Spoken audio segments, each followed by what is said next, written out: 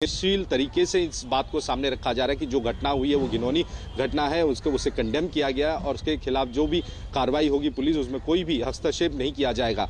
लेकिन उनके ही दो कद्दावर नेता मदन मित्रा और कल्याण बनर्जी का बयान सामने आने के बाद कहीं ना कहीं थोड़ा बैकफुट में नजर आ रही थी तृणमूल कांग्रेस। लेकिन मदन मित्रा को भी शोकॉज नोटिस दिया गया है, भेजा गया है और 3 दिनों में उसका जवाब मांगा गया है। तो कुल मिलाकर तृणमूल अपने आप को किसी भी कंट्रोवर्सी, किसी भी विवाद से दूर रखने की कोशिश कर रही है। अब तृणमूल की तरफ से कहा गया है कि जो भी पार्टी लाइन है उसके बाहर जाकर अगर कोई नेता कोई बयान रखता है तो उसका निजी बयान माना जाएगा। लेकिन हमें पता है कि 7-8 महीने में यहाँ बंगाल में चुनाव होने वाला है और ये एक बहुत बड़ा चुनावी मुद्दा बनाकर बीजेपी सामने रखना चाहती है। चलिए, बहुत बहुत शुक्रिया आपका तमाम जानकारी के लिए।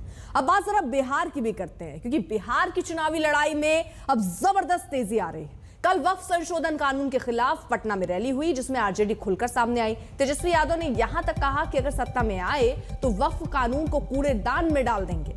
आज बीजेपी ने तेजस्वी पर बड़ा हमला किया। सुधांशु त्रिवेदी ने समाजवादी को नमाजवादी बताकर तुष्टीकरण की राजनीति से बाज आने को कहा। ये एनडीए भाजपा की सरकार जाने वाली है।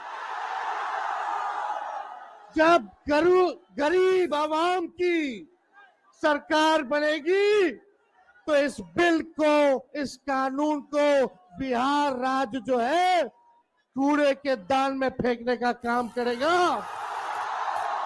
बिहार में किसी भी कीमत पे इस कानून को हम लोग लागू नहीं होने देंगे, नहीं होने देंगे।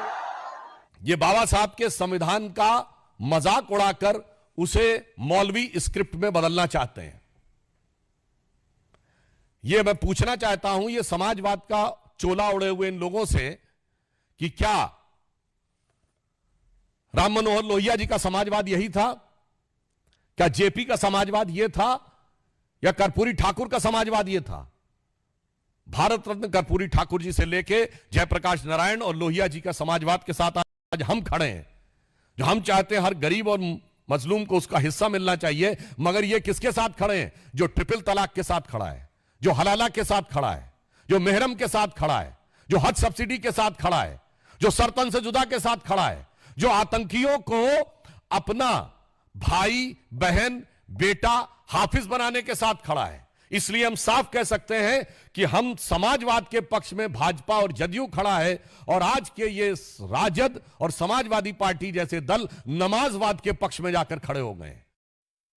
बीजेपी के राष्ट्रीय प्रवक्ता सुधांशु त्रिवेदी ने तेजस्वी पर तीखा हमला बोला। उन्होंने कहा कि तेजस्वी ने वोट बैंक की चाहत में यह बयान दिया है।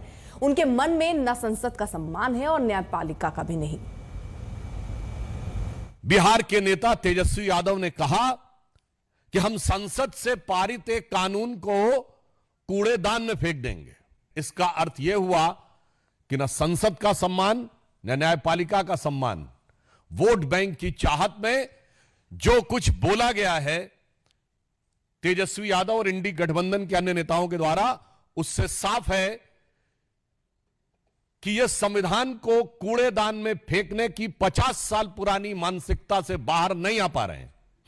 वक्फ बोर्ड के जिन प्रावधानों के विरुद्ध इंडी गठबंधन के नेता बार बार बोल रहे हैं, क्या वो प्रावधान सऊदी अरब में लागू है जो इस्लाम की जन्मस्थली है? नहीं। क्या इंडोनेशिया में लागू है जो सबसे बड़ा मुस्लिम देश है? नहीं। क्या टर्की में लागू है जो खलीफत की सीट रही है? नहीं। क्या वो पाकिस्तान और बांग्लादेश में लागू है? नहीं। जो आईएसआईएस की भूमि है, सीरिया और इराक के हिस्से, वहां पर लागू है? नहीं। तो मैं पूछना चाहता हूं इंडी गठबंधन से कि आप बिहार में क्या सऊदी अरब, इंडोनेशिया, टर्की और आईएसआईएस से ज्यादा बड़ा शरिया का कानून लागू करने की सोच रहे हैं? हमें इस बात का सीधा और साफ जवाब चाहिए।